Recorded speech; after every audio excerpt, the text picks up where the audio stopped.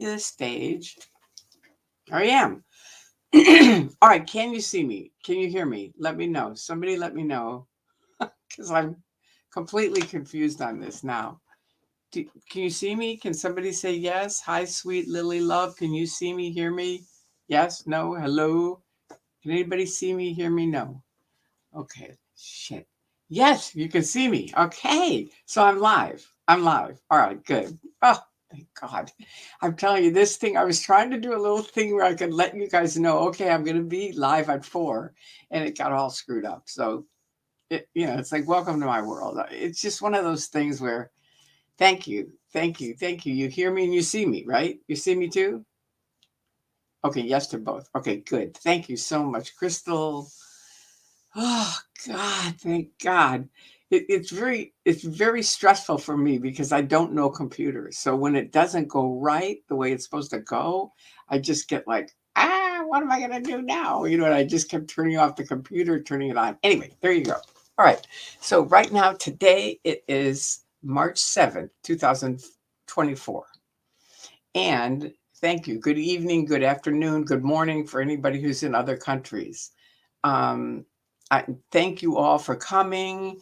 If you haven't subscribed, please do, because my subscriptions are going up and OSA hates that. So that's a good thing. If you don't know what OSA is, it's the Office of Special Affairs, and they are part of Scientology. And their thing, they say, is PR and legal. But what it really is PR, legal, and dirty tricks. And they don't tell anybody that, and nobody knows that, including me, until the day I escaped out, which I just talked to you about. It's working and it's sending our love. Thank you. Thank you very much. Thank you guys. You guys are great. So please like the video, because that's important. I'm trying to learn these things, but everybody's saying, tell them to like the video, tell them to subscribe. And my subscriptions have gone up. So I'm like, oh, this is fantastic. Just for me, because I know Osa was like, good, she's not making videos anymore. But now they've decided I'm an undercover top secret CIA agent. So they must be a little bit still worried about me. Too much, Osa. You guys are really desperate. Anyway, I'm going to finish my story. This is part 4 of my escape series from Scientology. And just a little bit of a couple of things. I was kind of listening to him to just see, how did it go? Thank you very much to all of you for your kind comments. I'm not going to answer much until the end. And then at the end, I'm going to go through and look at and try to answer as much as I can. And if you don't want to stay for that, you're welcome to leave, but you're welcome to stay and ask questions. Anyway, that's where we are. In the meantime, a couple things I left out, which was when I was posting on ARS, again, and I'm going to say this many times because people don't get it. They think I was posting on ARS for OSA. I was not. I had already had this big fight with my friend Bill Yachty, who got me into OSA and working with it in the mid 90s and opening up these phony accounts. Thank you. I am the coolest CIA agent ever. Thank you. And I wear purple. That's right. I wore purple in honor of you guys today because it's my favorite color. Okay, so he got me doing it. I'm opening these phony accounts. As I told you, I finally had a big upset with him. I'm done. I'm not going to do anything with those. So they turned on me. That's it. I'm done with them. I'm doing my own thing. And I go on there and I start posting just like thousands. I made 4,000 posts in 2 weeks. This is in June, July of 2000, right? So it's some of you weren't even born then, but it was a long time ago, and that's just the way it was. And I was just kind of manically posting. Like I told you, I felt like you guys and the critics back then were like the cowboys of the old Wild West, and they could say what they want, they could do what they want, which is the opposite of the Scientology triangle, bridge to total freedom, where the higher up you get, the less you can talk to people, the less you can read, the less you can watch anything. It's like they literally cut off all of your freedoms. So Harold Bazazian, why are you staying in this knucklehead group? He's OT8. He's the top of the thing. And people go, well, OT9's coming out. No, it isn't. David Miscavige is never going to come out with OT9. I have OT9, 10, and 11 paid for. I'm one of the two people, Harold and I, because their parents were in 1950, and Hubbard was always coming up with new scams, and one of them was OT9, 10, and 11. Buy it early, and it's only $1,500. So I haven't paid for it because his mother, my mother-in-law, gave it to me years ago, back when I was in. Okay, so anyway, as most of you know, I forget things all the time. So if someone will be here as to remind me of whatever I was talking about, but I'll remember it. I was telling you that I was making all these posts on ARS, Alt Religion Scientology, and I made 4,000 posts in 4 weeks. And I want to tell you this to let you know how important it is, whatever you do every single day. You never know when you can change someone's life. So I'm making these 4,000 posts. And this guy named Stein Arne in Sweden is posting the statistics of ARS every week. And nobody's answering my things. They're stupid posts. I mean, I was just making these knucklehead nothing posts. I wasn't reading anything. I wasn't answering anything. I was too afraid of the internet. So I was just making like kind of like, you know, Phil Scott needs flippers because he's going to Hawaii. Let's do a fundraiser for Phil Scott. You know, that was all. I read his name. I liked the name Phil Scott. And I thought, okay, we could do a fundraiser, right? So it's just something to keep me on ARS, because somehow I thought someone, and it happened, was Andreas, would come on and help me, which he did and changed my life. But I didn't know it would be that dramatic, but it was. But in the meantime, I'm making these 4,000 posts, right? And I'm really manic on it. I'm posting all day, all night, and just knucklehead stuff. And you can go to the Wayback Machine and look up Miss Magoo 55. That was my name then. And, you know, it's just crazy, insane stuff. So anyway, there you go. Make the posts. And now I'm starting to think, you know what? Nobody gives a shit about me. Nobody's talking to me. Nobody's answering me, even though I was never really saying anything because I was saying all these stupid posts. But I didn't put that together. I was just like, nobody gives a shit. And I was about ready to close my computer, turn it off, and that was it. I was going to go back to being a Scientologist. That's it. You know, I gave it my best shot. I went in with the Cowboys. Nobody helped me. That's it. I'm done. And I was that close to just being like, I'm done. I'm going back to Scientology, period. Even with all this shit that had happened, I just thought, what am I doing? You know, these people don't care about me. And that was what Osa's always saying. They don't really care about you. Do you really want to join these critics? They don't really care about you. They don't love you. We do. You know, we care about you. So I'm kind of in that, like, they care about me. You guys don't. And I'm about ready to. And then Stein Arne posts the statistics of Alt Religion Scientology. And you have to get the mindset of me. I mean, if you feel like it's hard to follow, it is.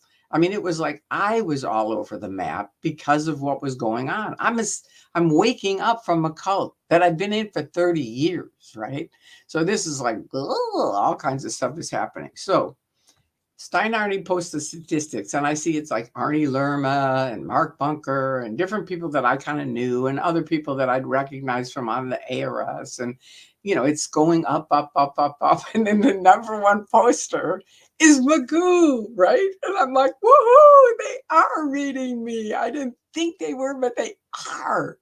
And see, that's the thing where and I say it, I know it sounds really stupid, and it is. Because what it was just like I was the number one spammer on ARS. That's what Bunker explained to me later. It wasn't like number one they're talking to me or number one they're listening to me. It was who are the biggest spammers, and I was number one. But I didn't know that. I thought it was like, all right, they are. I just can't see it for some reason. But because Osa had all these secret things, I was always thinking, all right, it's something else. So there's one point.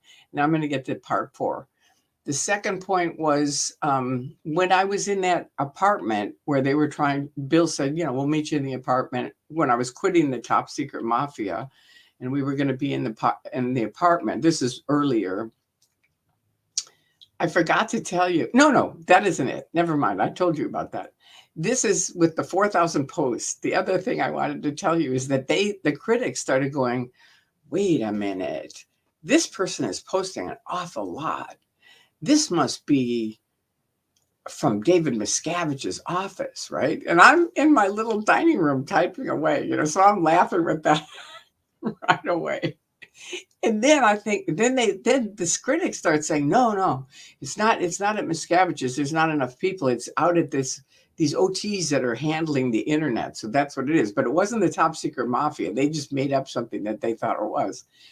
Wasn't it? And I'm still typing away on my thing, laughing. And finally, and I'm a night owl. I am. I go to bed at usually 2:00 in the morning.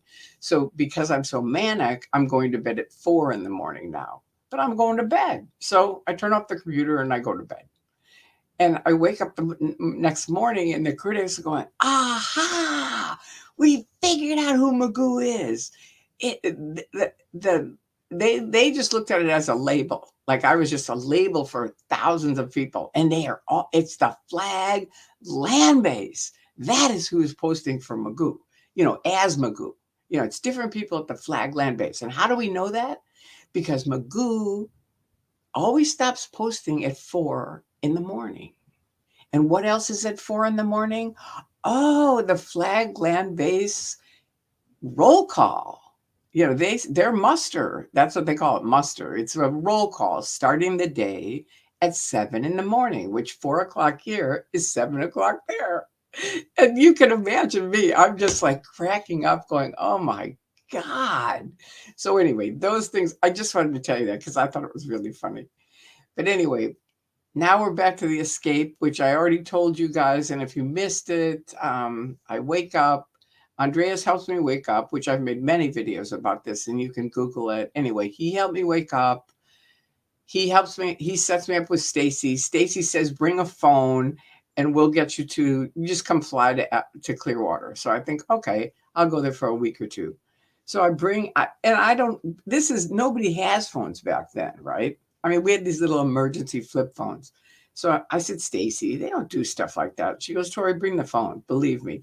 And I had made my last video, you can go watch, but it's all through what happened there. So anyway, now I get into the secret room it's not secret, but it's a special room for first class tickets. And because the vice president was following me all around, writing down everywhere I went, and I said to Bob, I can't get rid of her.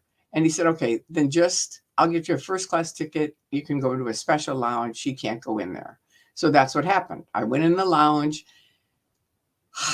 Now I'm free, right? Sort of, not really, but I'm better. So now I get on the plane and now I think, okay, bingo. Now I am good. I'm good to go. I'm leaving Scientology just in time, right? I'm glad you guys are out. So now I am in the plane. We're going to fly to Chicago. We have to change planes in Chicago and on to Tampa, which was my final destination at 1:45 in the morning. Okay, so I get to Chicago. I get off. I mean, just like you all have flown, and you just switch planes. Usually, I mean, now it's longer because of all kinds of different things, planes being canceled and stuff like that. But back then, you usually got off your plane. It was like 10, 15, 20 minutes, and then you're on the next plane to go the rest of the way. So I get off the plane, and who walks up to me? Harold Bazazian, my husband then, right? And now, in all fairness to him, he was a traveling sales kind of guy working for a Scientology company. So he'd been around the Chicago area a bunch. I don't think they flew him from LA to Chicago. I think he was around that area. But still, he shows up at the airport, right? And I said, what are you doing here? And he goes, you know what? We need to go on a vacation. Now think about it. I'm escaping out of a cult. I am like completely freaked out. And now the one person that I've been married to for 26 years comes up to me, and instead of going, Tori, what are you doing? What happened? Which I probably would have talked to him at that point. But when he said, we need to go on a vacation, I knew this is a Bill Yachty program, because I knew Harold wouldn't listen to Osa because he didn't like Osa. But I knew he'd listen to Yachty. And Yachty probably said, well, what does she like to do? And he said, well, she loves to go out and eat. She loves to go to movies. She loves to go on road trips, that kind of thing. And he said, well, you're not going to go on a road trip now. So why don't you ask her to go to a movie? It's like, how stupid is that? TiVo? That's you? Trevor. Okay, Trevor. All right. Okay, Trevor. All right. Somebody just said, hi, can I say Trevor? So I said it. There you go. So anyway, don't do that because it distracts me and then I get confused. So back to where I was, and I'm trying to remember it. Let me think. I know it is kind of funny when I forget, but it's what it is. Thanks to Scientology taking me off my medication and having grand mal seizures for many, too long. Anyway, I get along. And so now we're in Chicago. Harold says we need to go. Why don't we go see a movie? And I'm like, Harold, what are you doing here? That was the first thing I said. What are you doing here? You know, it was just like I wanted him to say, look, I heard you're leaving. And then we could have talked, right? But he wouldn't. I just happened to be here in the airport. It's just like an accident. I ran into you. And I thought, we need to go on a vacation, or we need to go see a movie. That was it. He said, we need to go on a vacation. That was it. Because I'm always like, let's go on a little short vacation. So he said, let's go on a vacation. And I'm like, a vacation? I'm, in my mind, I'm escaping out of a cult, right? I'm leaving everything forever. And he's a whole different issue because I never thought he was in the, like me. I was like a true believer. He never was. So I thought, big deal. I just have to make sure these guys in Tampa are really not OSA. And then I figured I'd come back and get Hero. That was my plan. But I knew I wouldn't do it. He said, well, I'll come with you. Because now OSA shows up in Chicago. This whole mob of OSA people show up. And I'm like, what are they doing here? And he goes, well, and they come up and they go, Tori, you need to read these things. These are the people that you're going to see, and you need to read them. It's all what they call black PR, where they're sliming them, and I know it. So I'm just like, Harold, what? And he goes, well, all right, OSA's here too. And I said, well, I've got to get on my plane. And he goes, well, I'm coming with you. And I said, no. Because I knew what would happen. Scientology would fly Harold there, and he would fly Bill Yachty, my auditor and quote unquote best friend back then. Not so much anymore because I was ticked off at him. But I knew he would fly. He knew my buttons. I knew they would fly the two of them to Florida, and they would both run this like, okay, it's us or them. It's like either you go with these evil, horrible, suppressive people who have destroyed or ruining our church, or you stay with us, your wife, your best friend, people that dearly love you, blah, blah, blah. I knew that would happen. And I just thought, I know me, I would end up going with them because it's my husband and it was my friend, but he's been my friend for a long time. So, I just thought, I'm not going to live through that. It's not going to work. So I said, Harold, no. If you get on that plane, I'm going to call the police. And you guys all know, if you followed the Danny Masterson thing, yeah, that's right. Harold said, let's go on a vacation. Oh, God, let's go on a vacation. It was like unbelievable. So here I am. He's going to get on the plane. So I say, if you get on the plane, I'm calling the police. And I meant it. I was going to call the police and just say, he's my husband, but he's harassing me. I'm trying to escape out of a cult. The whole thing. I was ready to just pitch it out there. So he doesn't. I get on the plane and now I think, okay, I'm finally free. Finally. Because I know the vans in Clearwater, Florida. I've been there for 7 years going back and forth because you have to do these 6-month checks on OT7. So every 6 months you have to fly there, fly back. So I know their drill. And they only do their vans until midnight at Tampa. You have to fly in before midnight at the time. So I'm thinking, okay, the plane lands at 1:45 in the morning. Cinch. I'll meet Stacy, Bob, and Jesse. That'll be it. That's it. You think that was it? No. The plane lands, and I come walking down the thing thinking, that's it. I'm done. I'm free. I come walking down the thing, and there is this mob over here of OSA. A bunch of OSA people, OTs, Penny Jones. And you have to know that I left because of David Miscavige. I didn't leave because of L. Ron Hubbard or the church or all the front groups or all the other shit. I didn't know anything about all that. I I really was a kind of a true believer, but Miscavige had screwed me over for 7 years. I was on OT7 for 7 years. I was 100 pounds overweight at the time, begging him to let me off the level. And he would just, I would get back, okay, continue. And I don't care if people go, well, it wasn't David Miscavige, someone else wrote that. I don't care.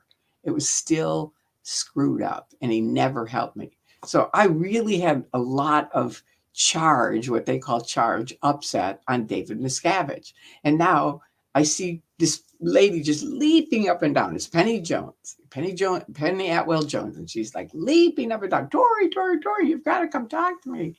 And I'm thinking, if I don't talk to her, she's going to think I'm drugged, because that's what they do. They make up lies about all kinds of stuff. So I thought, all right, I'll talk to her. So I go over, and it's a mob of people. I mean, over here, right over here, it's OSA, these OTs, and Penny Jones leaping up and down. You've got to talk to me. And right in the middle are 3 policemen, and they're standing there. And then over on this side is Stacy, Bob, and Jesse. And the police, they're all screaming. All the OSA people are screaming, Dory. And she's yelling, you've got to come talk to me. And the police are going like this, stand back.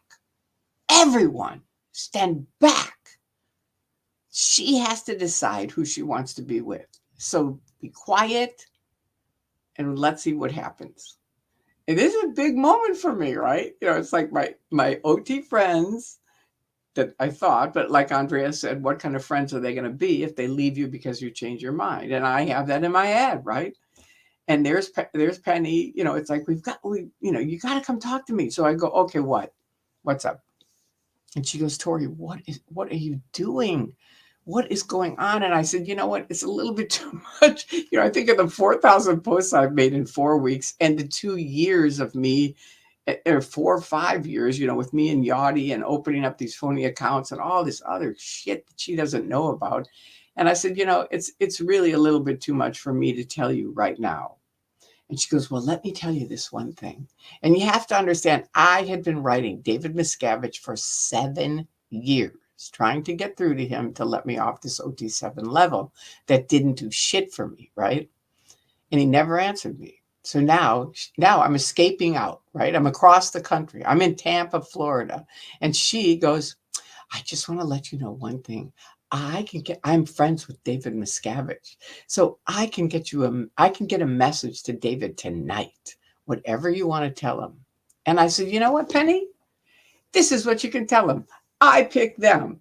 And it was Stacy, Bob, and Jesse. I picked them. Well, it was really over on this side for your view, but it was like the guys over on that side. It was Stacy, Bob, and Jesse. I picked them.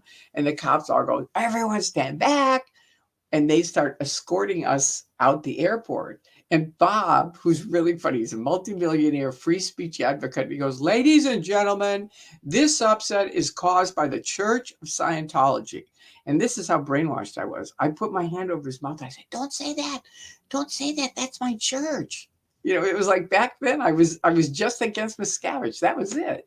So you see how far, you get way down deep in a rabbit hole and you just can't see stuff, right? It took a while to strip stuff off and, kind of wake up and realize what was really going in. But anyway, that's the escape story. I'm finally free. And I said, what about my luggage? And the Tampa guys, the police go, don't worry about it. We'll get your luggage.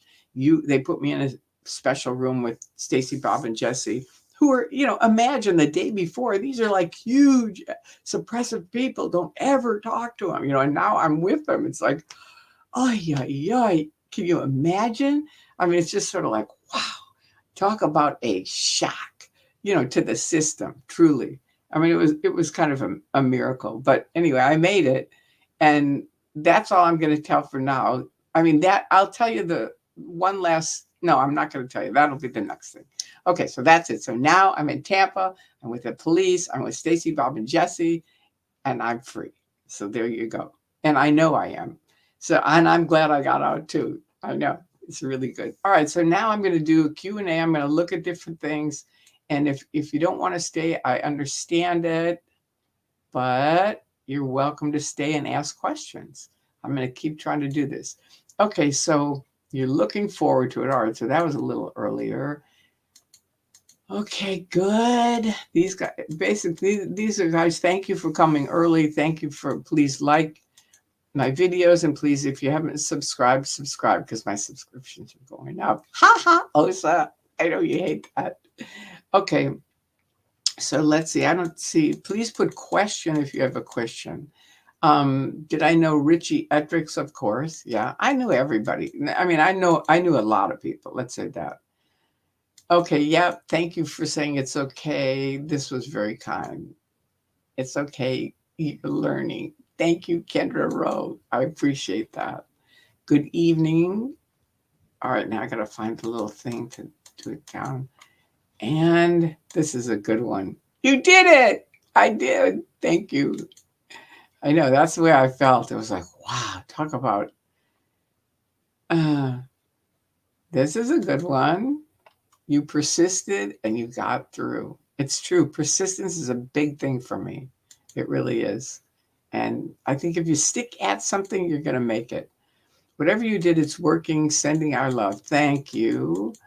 I just watched the YouTube video on Marty Rathbun. I never met him, but I have a whole different story on that. That'll be a nighttime thing because I don't want to spend much time on it now. But I know who he is, and he was the one who gave me the 25-step program to muzzle Tory. You know, he was the one who gave me that. And that's on the internet. You can Google it.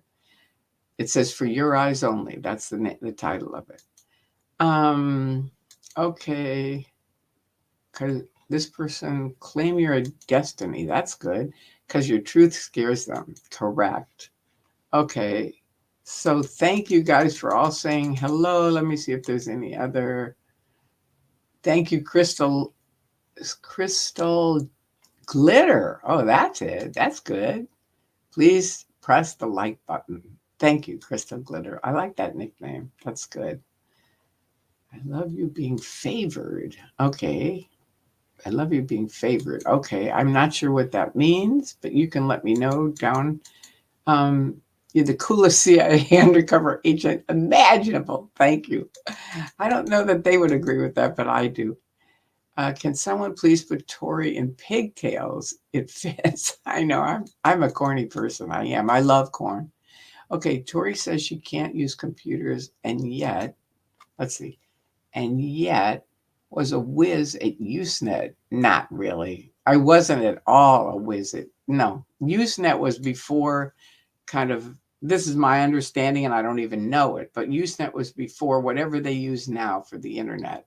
And I was not a whiz at it. I didn't understand it. I made my 4,000 posts, but it's like that's all I did. The only thing I knew was the copy paste, and I explained that where Andrea said, because I kept erasing all the arrows between you said something and I said something because I thought, oh, who needs all these stupid arrows?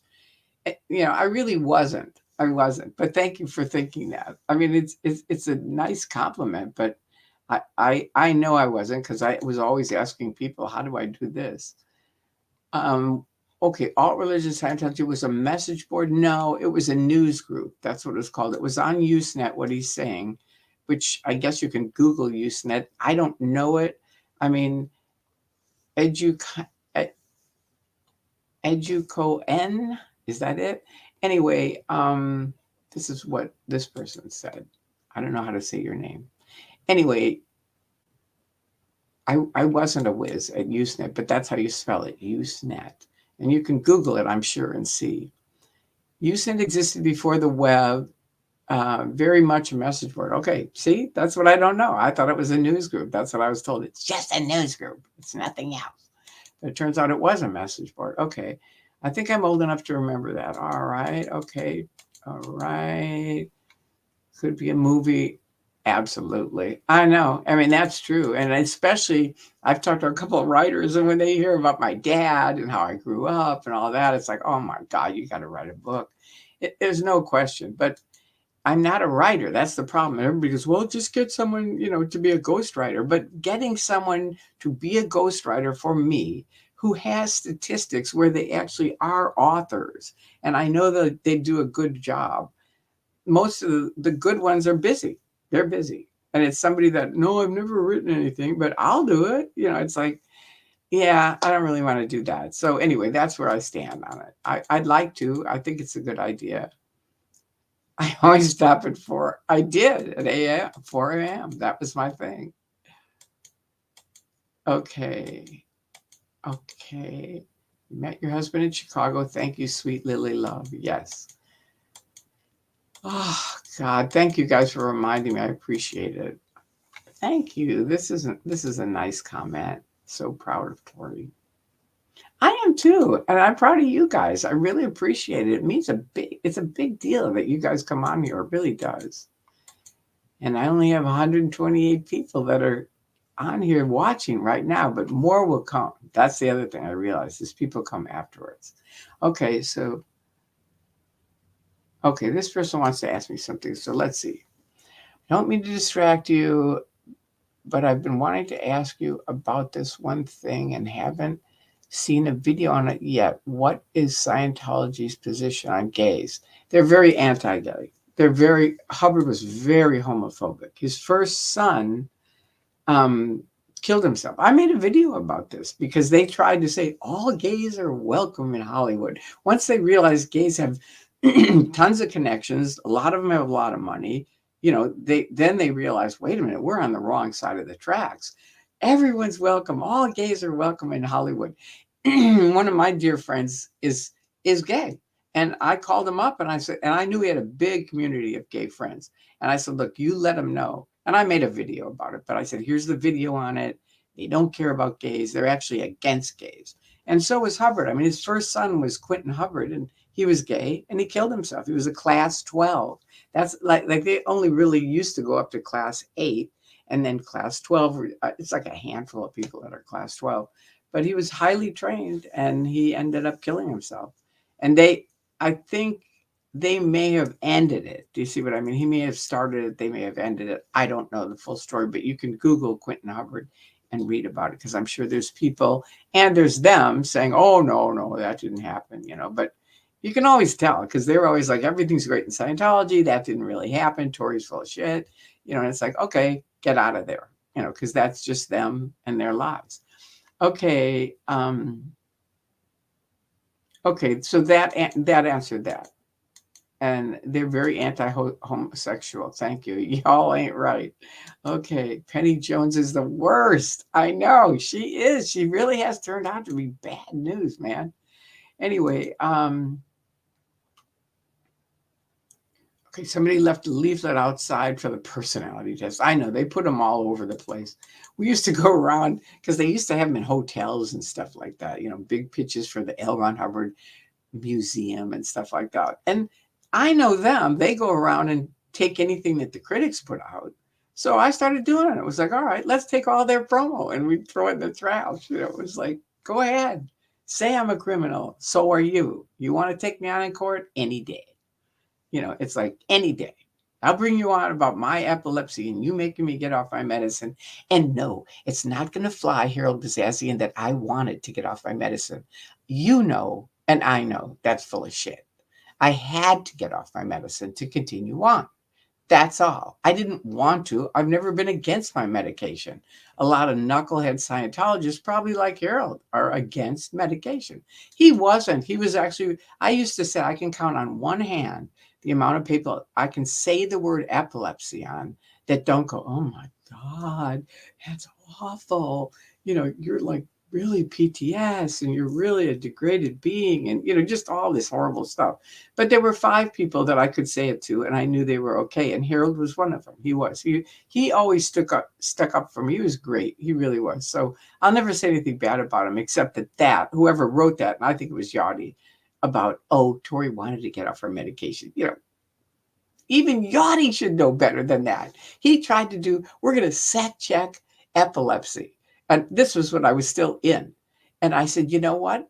After doing enough shit on it, I took the cans, I set them over on his side of the thing, and I said, you and the CS can set check epilepsy. I am done with it. So, it's like I was a rebel for a long, long time.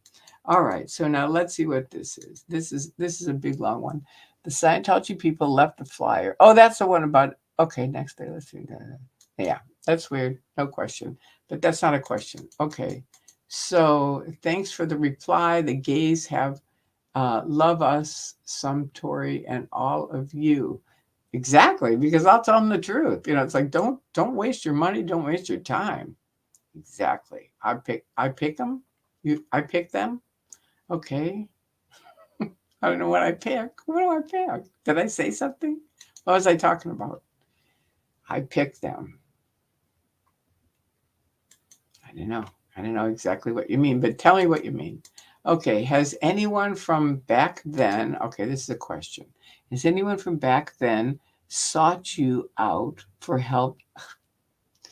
Well, I'm not going to say. I'm not going to answer that because Scientology will go after anybody, and they're really vicious on that. So I'm not going to say. But tons of people have called me, and I've helped tons of people not get into Scientology, and I've helped people get out of Scientology.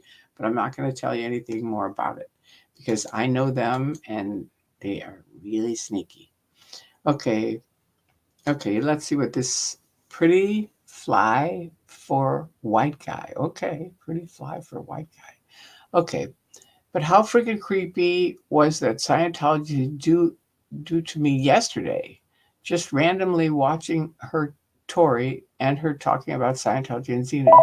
Then all of a sudden, a Scientology flyer is outside. Okay, no. And if somebody will remind me to plug in my phone at the end, that would help.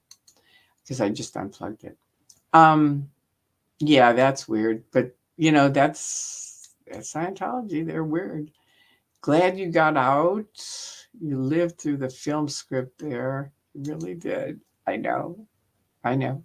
It is, and it's a good story. It is. And this is this person. I think we already did that. Yeah. Okay, so let me do the new comments because Laura taught me that. Okay, good evening. I've done LSD, so they wouldn't take me. I had done LSD, but they took me, but it was before that policy came out. Now, if you do LSD, I think, but you know, they're so desperate for people. I don't know. They may have changed that. Is Harold still? Yes, Harold is still in Scientology and probably will be. I mean, he was born in it. His parents were in it in 1950. And, you know, that's all he knows. And he doesn't really like the Sea Org and he doesn't like Miscavige. And I'm happy to say that because that's the truth. How he's staying in it, I mean, it just shows you what is that? But I think part of it is he met Hubbard when he was 5. And this is kind of a cute story. He met Hubbard when he was 5 years old. And Hubbard used to do these talks, and his parents would fly in and listen to the talk. So his mother and dad were inside the talk room. And Harold's outside and he's hungry. He's 5. So he thinks, maybe I could just sneak in, get some money from my mom, and then I can get it from the, you know, vending machine, right? So he whips in and they lock the doors because Hubbard used to always lock the doors knowing he was taping. He didn't want people in and out. So my son, my ex-husband is now there and he's like, oh God, I got to listen to this. And it was all about Dayton, mind and body and, you know, just like all kinds of stuff that Hubbard was into.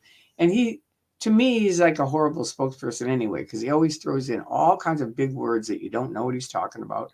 And his story about his old friends, you know, from when he was younger. And I don't know. It's just sort of like you know, he can talk for an hour and the point is 1 or 2 sentences. That's it. So anyway, Harold's listening to him and finally it ends and he goes outside and he's like, oh God, you know, he gets a quarter from his mom to get something. And he's outside and he said, all of a sudden, this big, burly guy with red hair leans down and he looks at him and he goes, are they giving you enough popcorn and peanuts, young man?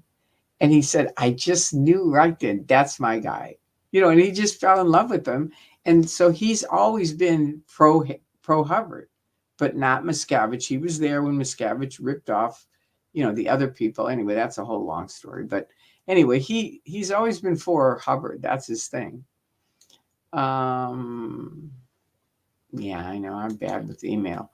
This person said, you're an amazing person. I heard you don't check your email last night. Now I don't feel badly about you not answering my email from last week. I know, here's the thing. Scientology for years has made sure I'm spammed to death with emails. And I just don't have the patience to go through all this stuff. And I don't know what to read, what not to read. And after a while, I just thought, you know what? That's it. I'm not going to, and I'm planning on, I'm going to set up a special email just for you guys. So I have a different email than my email because my email is spammed to death and I don't read it. All my friends know if you want me to read an email, send me a text or a private message and just say, check your email. And then I will. I do. And last night somebody sent me the DOA's phone number and thank you because I did check it and I did get it. But it's one of those things where it's tricky for me. So I'm going to try to set up a separate email for this if I can. I've got to ask Lara and see if I can, or ask DOA and see if I can set up a new email and just create a new email for this. So it has nothing to do with all their spamming. They'll still spam it, but I think I think it'll work. I don't know. And my phone number's up there, so you can always call me. Somebody called me yesterday who said, you said call, so I'm calling. And we had a great talk.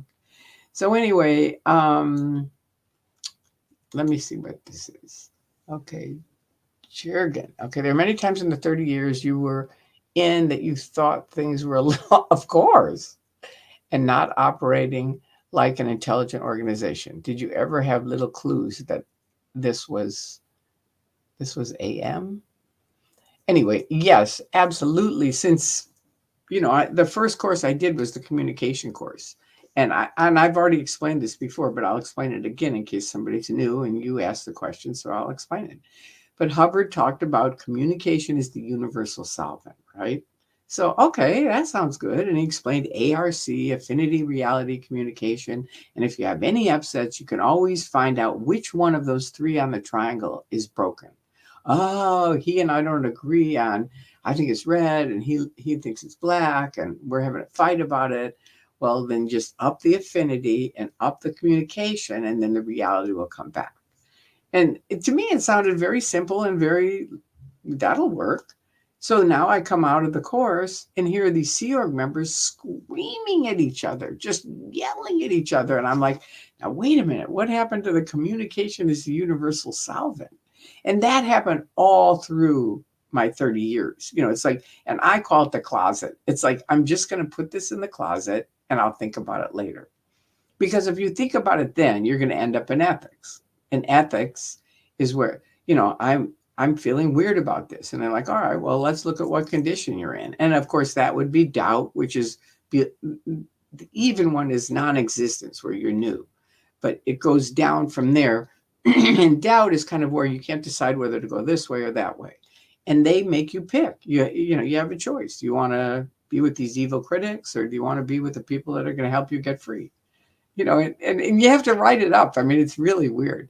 So you don't want to end up in ethics if you can help it. So you tend to, this is my opinion, maybe other people have other things, but I know other people had their own method of just not thinking about it. And the other thing with cults, and I've talked to other cult members, and it's true in other cults too, they always keep you going. They're speeding like 9,000 miles an hour. So you're always trying to catch up and you're always feeling like you're behind, and they always make you feel like you're behind. Why can't you do this? We really need your help and you're not doing it. And you're like, okay. I'll set this stuff aside and I'll help you with that. And just on and on and on. But anyway, that it's very difficult to wake up because you're so busy being a good cult member. Anyway, yes, I was a rebel. This is funny. You think? That's good. All right. Harold is in Scientology. He's an OT8. He was a wreck when he made it to OT8. Anyway, I'm not going to go into that. It's just, let's see. I've done LSD. Okay. I told you that. Yeah, they probably wouldn't, but I don't know. I don't know if they've changed it. Okay. Good evening, everybody. You said, oh, okay. You said to Osa, I picked them. Oh, thank you for explaining that. Yeah, okay, I get it. I thought you meant like I picked fruit or something like that, and I didn't quite get it. Yeah, I picked them, meaning Stacy, Bob, and Jesse. And imagine, I mean, it was a dramatic moment for me because this is me. It's Scientology or the SPs. And I'm picking the SPs. And that's the next part of the story because it's very interesting. Anyway, and what happened at the airport. I mean, this is the next part. I'm not going to tell you this now. You said Osai picked it. Thank you, Kendra, for explaining that to me because I was kind of like, what are you talking about? Tori, I grew up in Clearwater in the 80s. Let's see what they're saying. Betsy, does Scientology control the police and city today? Not totally. Bunker's on the city council, so that's good. And he's running for city council again soon. And they stole all his signs all around town, which is Scientology. And they went around and stole all of his signs to vote for Mark Bunker. So if anybody can chip in just $10, $15, $50, whatever, send it to, it's Mark Bunker 2024. That's it. And just send him some money because I really want him to he's running to be reelected. He's been city council for 4 years and now he's running again. And of course they have Scientologists running against him, stealing his signs, other stuff. So anyway, if you can, do it. If you can't, I understand. Thank you for reminding me to plug in my phone. It has to be way at the end, but thank you. How am I doing today? I'm good. You can see it. I mean, I'm happy. I generally am a pretty happy person. Spanky always says, you have the happy gene. And it's like, I don't have the happy gene. My mother raised me saying, every day you have a choice. You can wake up, have a good day, have a bad day. You have to make the decision, Tori. And they really built in some great skills for me when I was a young kid. And I had great grandparents. Like I said, people go, wow, you're a great storyteller. And I go, that's because of my grandfather. He was a doctor, Dr. L.G. Potter. And that's how I became a night owl because he had one of those little black bags and somebody'd call and he'd have to go out and help him. And I'd say, look, if you have anything at night, wake me up and I'll come with you. And he'd say, okay. I mean, it was just really cool. So I'd go with him. And that's how I became a night owl because it was just like I loved and I wanted to become a doctor. And that's how I got in Scientology, really, because I thought there's no way. I'm really bad at long, having to study for 4 years and then 4 years of medical school and then internships. And I just thought, no way. So Scientology sounded great. It's like, 4 or 6 months, you can clear people. And that sounded really good. Really isn't. But anyway, that's what happened. All right. So now let me just see if there's any more questions. Compartmentalization. Yeah, good. Okay. So you understand that. She said that's what the Mormons are taught to do, to put it on the shelf. Yeah, it's just sort of like shelf it, put it in the closet, talk about it later, and you never do, of course. I got caught up with part 3. What is this? I can't believe you did 3 lines. I know. I really got into it, but I just thought, you know what? This is such a story, and it has a momentum to it. And I just didn't want to wait. I didn't.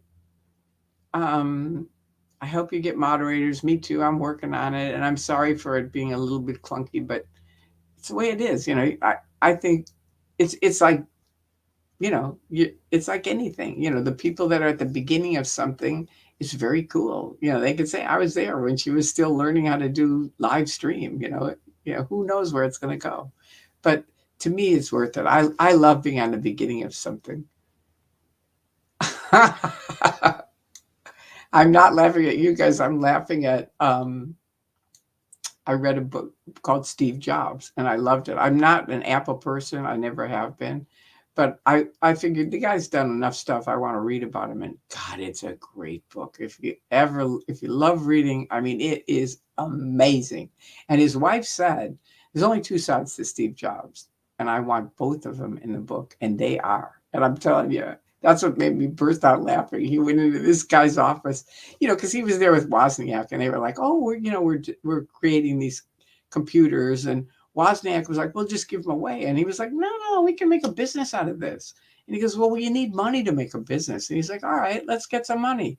And they had, Hewlett Packard lived on his block, and all these other big wigs, and so he goes into this one guy's office who owns a huge company, and he's barefoot because he's always barefoot. Me too. And so I'm just like Steve Jobs now. Just kidding. But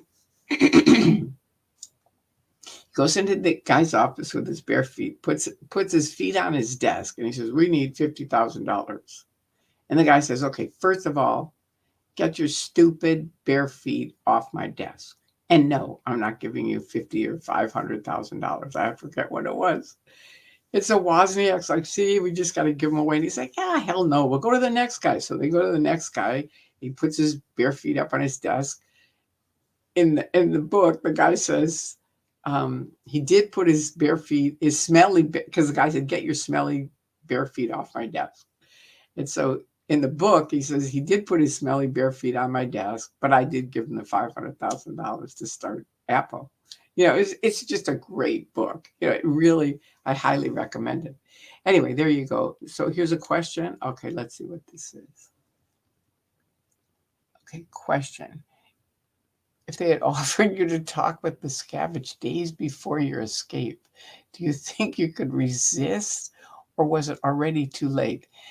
Honestly, it was way too late. I probably would have talked to him just to tell him what a piece of shit he is and how much I knew he had screwed up. My goal was that he and the people that were around him should talk to these people that are out picketing. They'd sent me out for 2 years to handle these critics.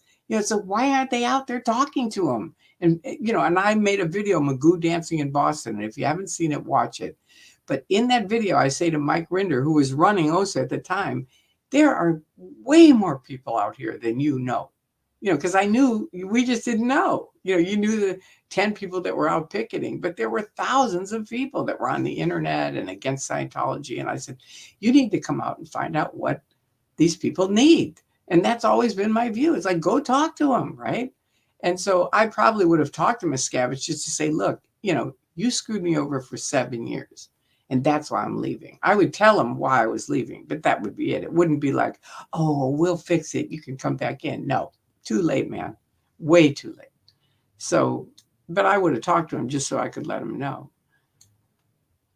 Oh, bullshit. Who is this? They technically don't have to disconnect, oh my God, from their families, but that will result in everyone else disconnecting from them, the person's still in. So you do have to disconnect by they claim they don't have to. They always say it's my choice. I don't have to disconnect. But I'll tell you what the proof is. And I always tell people on the street this. Here's the proof.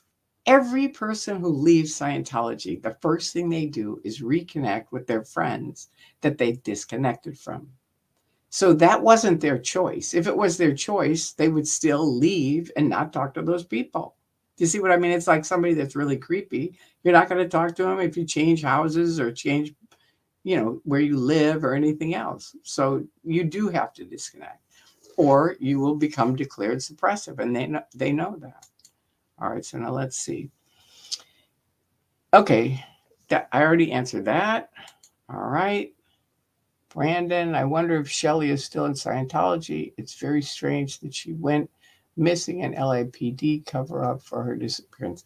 I think she's still in, and I think she's just like I was, a true believer, really on pose, really helping out, and I'm sure they make sure of it. And I know, anyway, I'm not going to get into it. I think she's still alive. Okay, here's somebody that can help me with the new email too. I sent you those video links. Ooh, okay. All right, I will look for them. I don't think I got them, but I'll look for them. I know I need moderators. I do. And the guy that was moderating yesterday was great, but he's not here today. Ooh. Okay, so do you think that let's see. Do you think that they will ever take away their IRA? Yeah. I don't know if it's sometime soon, but it's going to happen. It's going to happen because they are a for-profit group saying they're a nonprofit, but you have to pay for everything. You now have to pay to say you're a Scientologist. That's the IAS, the International Association of Scientology, which David Miscavige formed.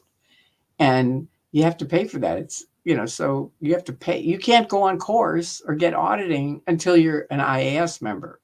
So you have to pay to say you're a Scientologist, and then you can get their services. It's like they are so profit, it's ridiculous. So we'll see what happens.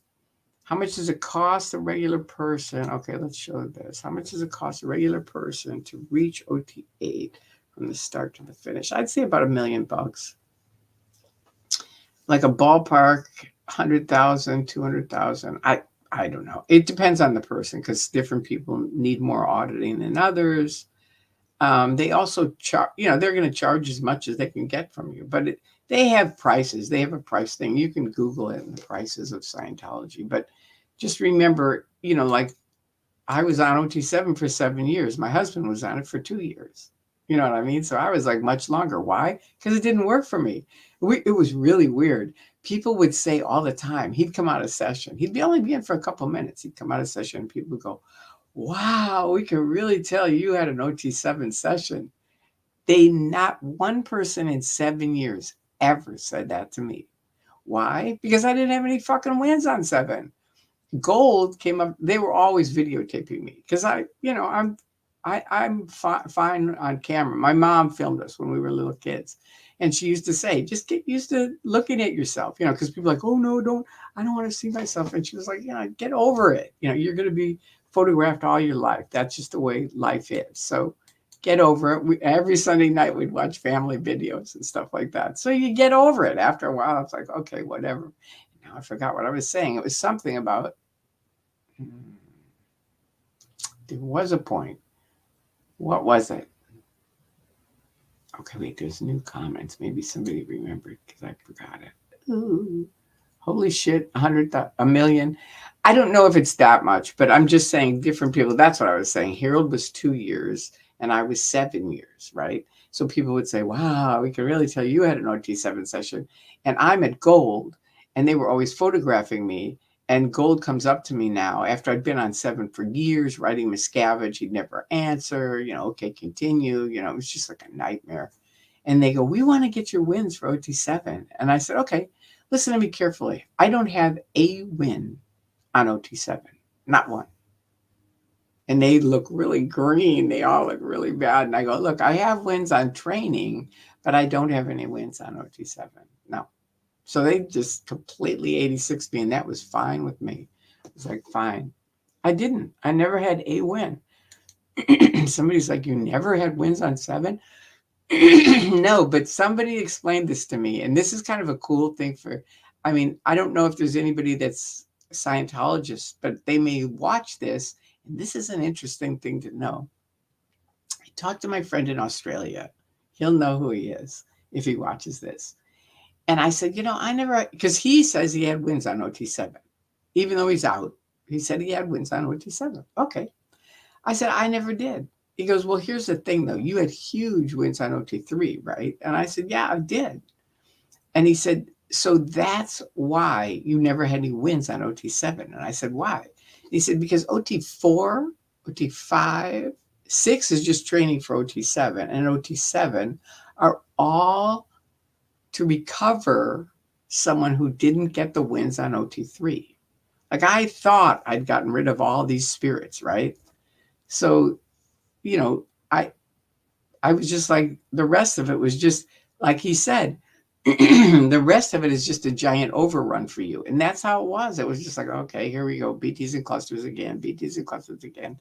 Now they can be 50 feet away from you. Now they can be 1,000 feet away from you. Now you can be up on Mars, but after a while, I remember saying to Yachty, he was my auditor. And I said, look, I could be on this for the rest of my life. This was OT5 and you're paying for this. And I said, I could be on this for the rest of my life.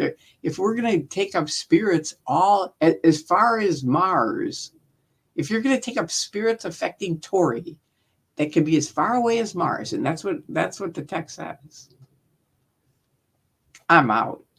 Count me out. Put me on 7. I'll do it for solo because 7 is solo. You do it by yourself. I thought, all right, I'll slug along by myself because we weren't finding anything anyway on OT5. But anyway, my friend in Australia explained that to me. And it was the first person who ever explained it to me. It really helped. Okay, so is your email different than what's listed here on YouTube?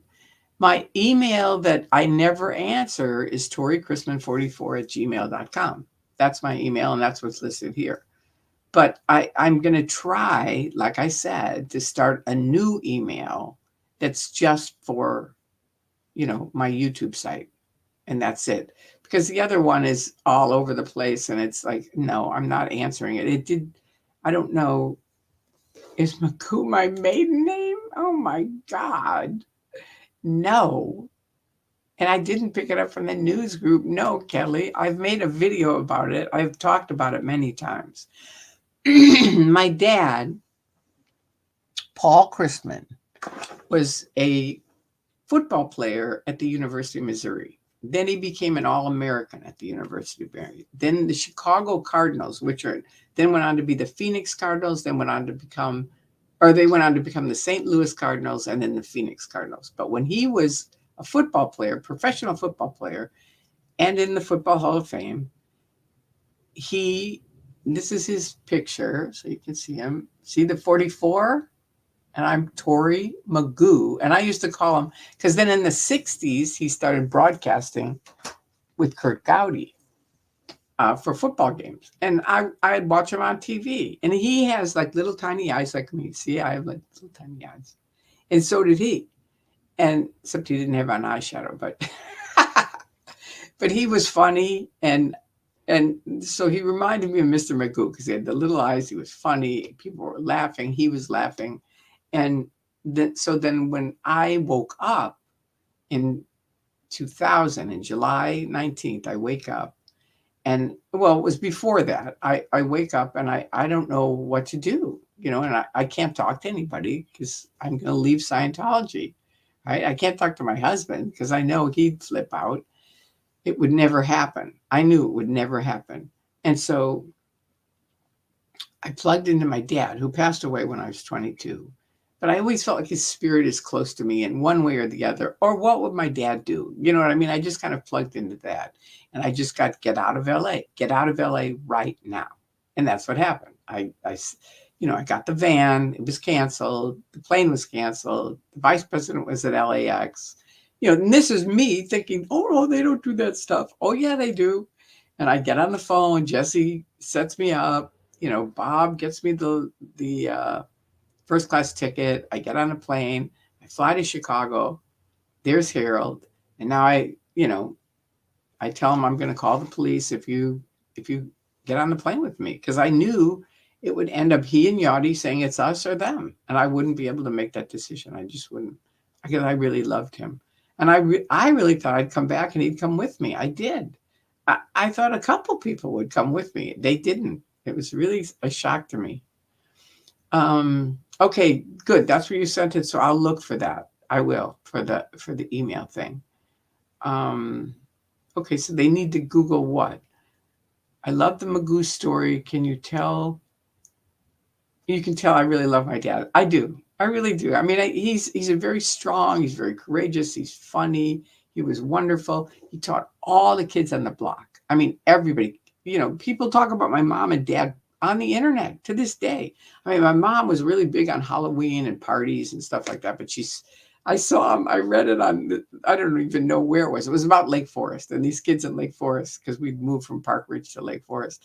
And they said, your mother used to scare us to death, because she did. She would dress up every Halloween, and she had this whole thing where, they'd come up, trick or treat. And she'd say, well, I have a very good treat, but you have to come in and do a trick for me. And they're all like, what? What is this? And she'd be like, you've got to know a song or a dance. And originally we kids are like, Mom, what are you doing? Just give them the candy. And she's like, no, kids, every kid learns a song or a dance, and they get to show it one time at school. That's it. So now this is their second time they get to show it here. And we had a little music room, and she'd say, you can go in the music room and practice and then come on out. And they'd all go in and they'd come out with a dun, dun, dun, dun, and they'd have these little song and dance things. And it was like so fun. We used to stay home to watch it because it was just like, oh my God, she's unbelievable. So anyway, I'm going to end off there because we could go on forever. Thank you guys all. Did you get tagged in the new list? I don't know what the new list is. So I I don't know. I don't even know what you're talking about. So did you ever remarry? No. That sounds sad after 27 years. Yeah, it was very sad. I cried for 2 years. Just so you know, for people that leave, it's hard. You know, you got to be tough. I've said it before. I set up a meltdown committee with 4 people because wherever I would go that I was used to going with Harold, I would just burst out crying. I'd go into a hardware store, I'd just burst out crying. I'd go into a restaurant, I'd burst out crying. And so I set up this meltdown committee. Oh, thank you for reminding me to plug in my phone. Thank you. I'm going to do that right now because otherwise I'll forget. I will. Now, where is it? It's happened to me before where I unplugged it. Oh, God. Okay, I found it. But, wait. What was I telling you guys? I was telling you about Halloween and my parents and my dad and how cool he is. I love both my parents. My dad especially, he was really cool. But I forgot what I was telling you. What was I telling you? We talk to someone specifically. If you write an ad before chats, we talk to someone specifically. I don't know what that means. Okay. Tori, if we write an ad before chats, we talk to someone specifically? Yeah, you'll have to explain that a little bit more. I don't know it. I don't. You're welcome. Oh, thank you, Betsy, for reminding me. The Meltdown crew. That's right. So because it was such a sad thing, I set up these 4 people, and I could call them any time of the day, any time of the night. And I've been part of other people's meltdown committees now because you need it. You know, it's just like too much, right? And the worst was one time I found all my videos and they had been stripped and it just said Artie Marin, right? And these were videos of my son when he was a little kid and all of his friends. And then I went to Flag and I started videotaping all the staff, and I had all these videos of different interviews with different staff and, why did you join and how do you feel and, what's your post and different stuff like that. All of it gone. And so they had already broken into my house. They'd stolen my records. It was just like shit had happened. They'd flattened my tires, so it was just like different stuff had happened. And now I was just like, no, that's it. And I burst out crying, and I'm in my car and I'm crying. I'm just hysterical. And I was just going to go stand in front of the HGB and just yell, give me my fucking videos, right? And I thought, no, luckily I had my Homer Simpson moment, and I thought, you know what? They're going to put you in a 5150, which I didn't even know what that was then, but I knew they'd lock me up somehow and say I'm crazy, and, they'd do their thing. So I called my friend, and she said, turn around the car and drive up to my house. And I did. And, it was just like those 4 people helped me so many times. I mean, they were 4, but they helped me many, many times. And it's an important thing. I mean, if you're going through a hard time, it's a good idea to do it. Set up a meltdown committee and just say, look, I'm going to call you when I'm gone. I'm toasted. And then, help me, walk me through it. And they do. Each one of them did. It really helped. And then later, all together later, I'm out and I had this boyfriend, and he ended up being a nightmare. And this lady in New Zealand, she knows who she is. She helped me. This guy was a dentist. And she said, he's a narc. And I said, he's not a narc. I thought you meant narcotics. And I said, he's not a narc. He's a dentist. And she started laughing. And she said, Tori, you are so out of your league. You don't know. This guy's a narcissist.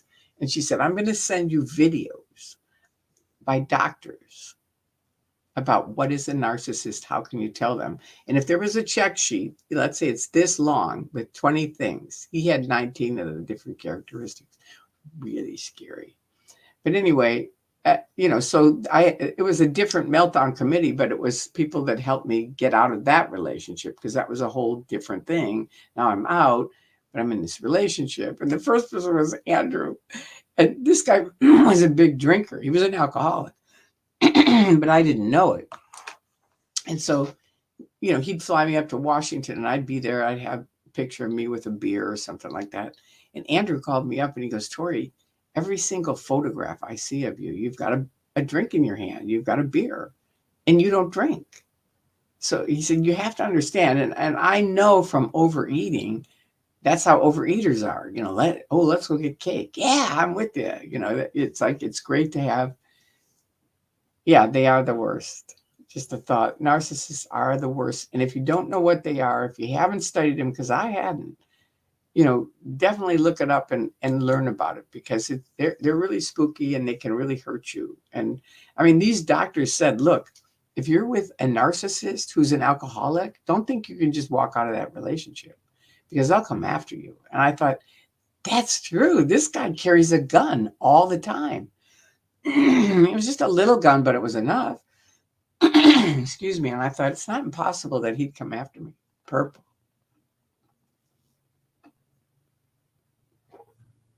Describes cults as relationship systems of the malignant narcissist.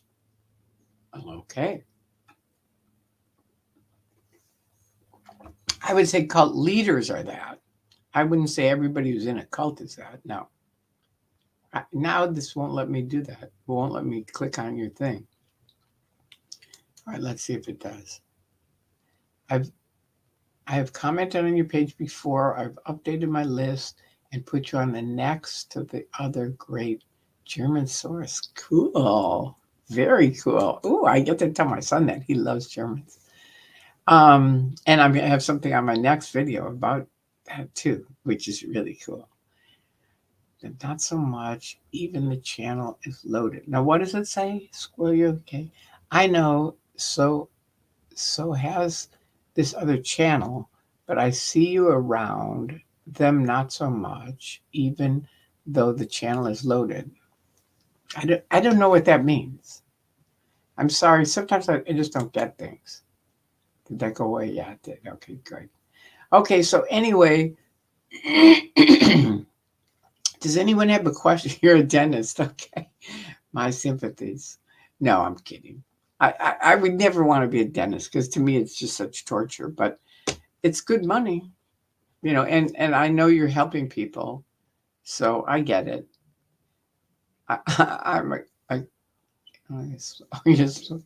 So that eliminated my narcissism. Really? You think? All right. Okay. I have no data on that, but I'll take your word for it. Okay, so you watched me back in 2011. I know, I'm glad I'm back too. This is a fun thing for me. It's definitely a different thing. It's like the live thing is really cool, where I can have the interaction with you guys. It's really silly, but where did you get that pretty necklace? It's a good question. When I left, and this is a thing that I want people to understand. It's like amazing things happened to me when I left. And it's one of those things where I tell people about it, because you never know what in your world might be nothing is a big thing in someone else's world.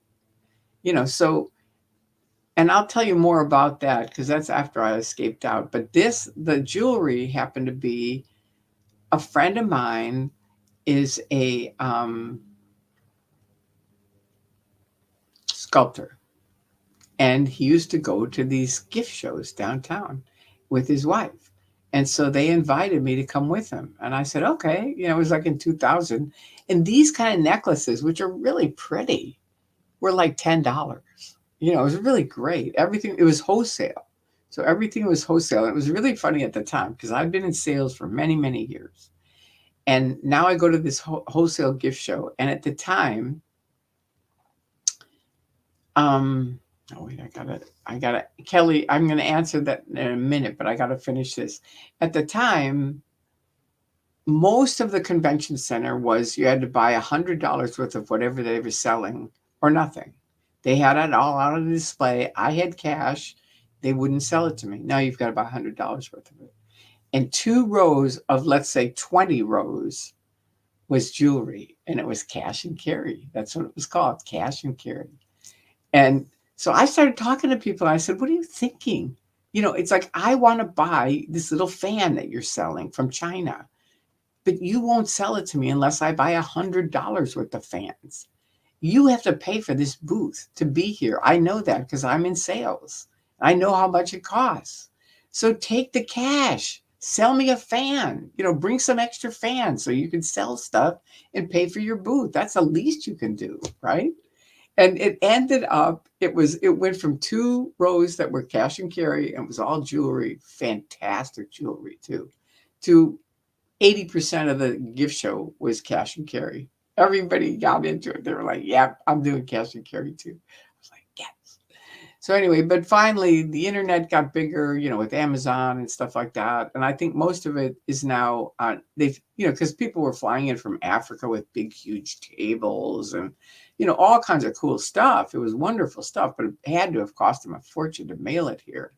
So this way, with a website and, live cam and stuff like that, they probably figured we can just do this all via the website. We don't have to fly there. So now that I don't even think they have the gift show anymore, but if they do, we haven't gone in a little while. So that's where I got it.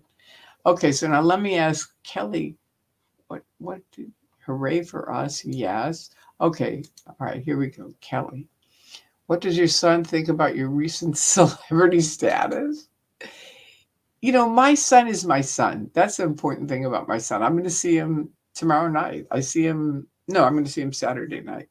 But, I'm not big on, I'm a celebrity. I'm not. I'm really not. I'm someone here sharing some of my stories with some very nice people. And he knows that. And that's all that matters. It's like, that's it. I mean, he's a really cool kid. Over there starting trends. Tori, over there starting trends. What does that mean? What does that mean? Over there starting trends?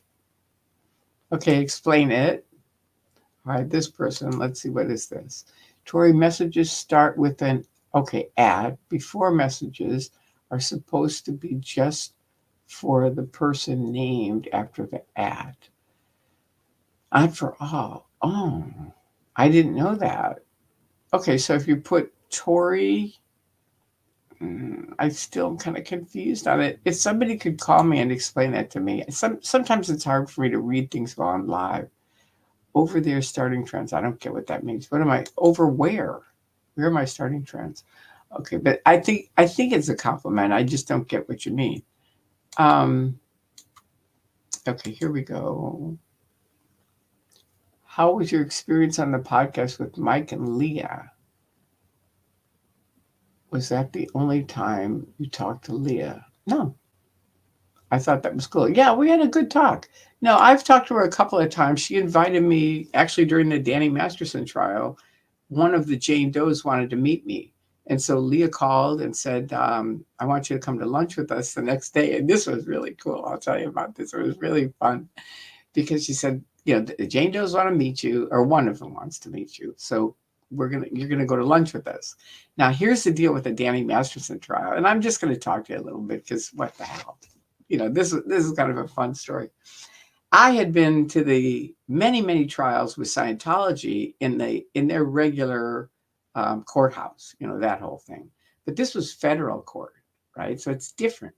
Federal court now, and of course I did it back in the 90s when I was in Scientology.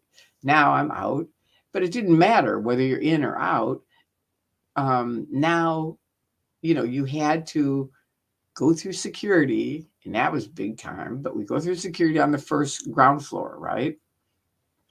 Thank you, Kelly. You go through the security, and then you go up to, I think it's the 9th floor, which is where all the big, the other guy that raped people and, is in prison for 1 million years. That, I forget his name, but anyway, the big hardcore things are up on the 9th floor. And then you have to go through a second security. And then, you're going through the security and you've got your cell phone, right? And every single person, if you have your cell phone, you have to put it in this sheath. I mean, it's really smart. Whoever invented it, I thought, wow, that is cool. Put it in the sheath. They lock it. So now it's locked. You can't open it up. You can't take it out in the courtroom. So now you go in the courtroom, and then let's say I'm going to come out with Leah to go to lunch, right? but you have to go back to security. They have a special thing to unlock it. Now you can take your camera out, and now I go with Leah to lunch. But she has a secret exit, right? Everybody else has this regular exit down the elevators. She went with the security guards down some special exit that it was just for the staff, I think. But anyway, we go down that, and there's a big limo. We get in the limo, and we drive. Drive. We get to this hotel. We get out. We're eating. We order. We eat. It's all very fast. Aaron ended up showing up, so I think he was staying in the hotel with, there. And so anyway, that's what happened. And then we come back. We had to come back, go through all the security on the first floor, all the security on the ninth floor, lock up our cell phones, and then get back from the thing. But that was, and I've met her once at a party. I think those are the two things. So I can't really say, I know her really well, but I'm really happy she's doing what she's doing. I'm a little worried about her because Hubbard had the thing, get him in court, keep him in court, bankrupt him. But she's very smart, and I know she has good attorneys. So, I think she'll be okay. And hopefully it'll happen. I mean,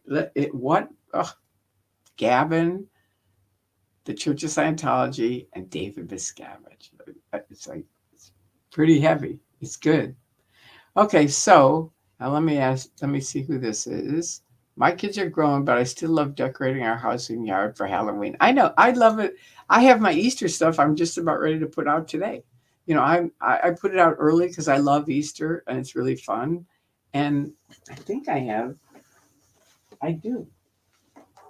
This is my latest arrival for Easter. See, I'm like good on these little stuffed animals. I like them. I like their long ears. I used to have a lot of animals at my house when I grew up. I had a rabbit named Hooper, and he ended up getting really big. But anyway, thank you for sharing that. And okay, so something that becomes popular. Okay. And this is sweet. Thank you. Awesome fashion. My mother would love that, because my mother always wanted me to dress really girly. And I had two older brothers, so I was always hanging with the brothers. I was like, man, I don't want to wear this stupid barrettes. Look at me. Here I am. She would love it that somebody was admiring she was a model. So she always dressed fantastically and looked fantastic. And I was like, man, I'm going to wear my rags. I'm going out with the guys. That was my thing. I'm like a fireman. I can be ready in 10 minutes, anytime. You can call me. I can be sound asleep. I'm up, dressed, makeup on. That's it. I'm out. It's funny. But I learned that from my brothers. They were like, we're leaving in 10 minutes. If you want to come, get ready. So here's this. Let's see. I'm late. Whoa. You're precious. Well, thank you so much. And you got a bunch to listen to. So anyway, that's that for part 4. I don't think anybody has any questions about it, or at least that I see. Almost, but not quite. Okay, now wait. You took the best of both worlds. The girly fashion and the more casual. Thank you. That's the way I feel. Thank you very much. I appreciate that. Because that's kind of the way I feel. Thank you. Yeah, I'm always, I like to be comfortable. That's one thing. And dresses often are very uncomfortable. And girly stuff, it's just not comfortable. So I used to carry around, my mom would put my hair in bows. And I would carry them around, all day. Because I just thought, I'm not wearing these stupid bows in my hair. And I would come home, my mother would say, where are your bows? And I'd go like that. But she told me this story. I didn't remember it, but she told it to me. And the other thing that I'm going to tell you before I hang up, this is really funny. I was always big, and I still am to this day, on journals. I mean, you'll always see me. I always carry a journal. I've always had journals. Excuse me. Ooh, something got caught in my throat. Thank you. You're welcome for me being open. Someone said thank you for being open, and thank you. That's a nice thought. Thank you. I appreciate it. I appreciate you guys being here. So But now you got to tell me, what was it that I was talking about? Damn. See how I get off of, oh, the notebooks. Okay. So I'm always carrying around a notebook. And so my mom gave me, she goes, here's your first journal. And she shows me the page. It says, Tori. It's got a date. It says, number 1, wake up. This is when I was a little kid, and it's like, okay, thank you for reminding me about the journal. Yeah, so it's one of those things where you just, when you're little, what do you have to do in the day? Well, wake up, eat, go out and have fun. That's it. That was pretty much my day until I got in school. So you're welcome, everyone. I will stay awesome. Thank you guys for being awesome. If you haven't liked this video, please do. It really makes a difference. It makes a big difference. It makes a big difference to me. So please do that. And yeah, number 1, wake up. Isn't that funny? But I think I was like 4 or something. I was like a little kid. And my mom was always teaching us how to write. She was really big on penmanship. So I knew how to write. So I was like, number 1, wake up. But just that I would even think that I had to write down waking up. It's just funny. Anyway, I'm glad you guys enjoyed it. I am going to do another video pretty soon. It won't be right away, but I am going to do another one because there's a little bit more to the escape. But tomorrow I have to wash and curl my hair. It's time. So I will probably be doing that. So maybe on Saturday I'll do it again. Adios, everyone, and thank you, Tori, for another great installment. I'm glad you guys like this. I really do. It means a lot to me that you guys like it. It does. Thank you. Thank you, each one of you. It's really, you guys are very cool. And you're looking forward to, everyone here is awesome. They are. It's an awesome group of people. And you're very kind. All right, so we'll see you next time. All right, that's it. So have a wonderful rest of the day. It's Thursday. I'm going to Weight Watchers tonight. I've lost 100 pounds, and I've kept it off for 14 years. So I go to Weight Watchers.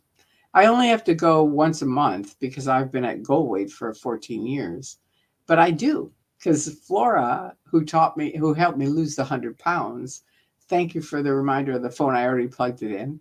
Flora said, if you don't check in, you check out. And it's such a great, it sounds like nothing, but it's true. So I always check in. I have to check in once a week or once a month. So I'm checking in tonight. So there you go. That's it. Anyway, I love you guys. Thank you. Please like this video. Please subscribe. And we will see the next one probably either tomorrow or Saturday. I'm not sure. But I'm still working on the time. And if you guys could let me know what's a good time for you guys, my time, which is Pacific Standard Time, like California, then we'll be good. All right. In the meantime, I love you. Bye-bye.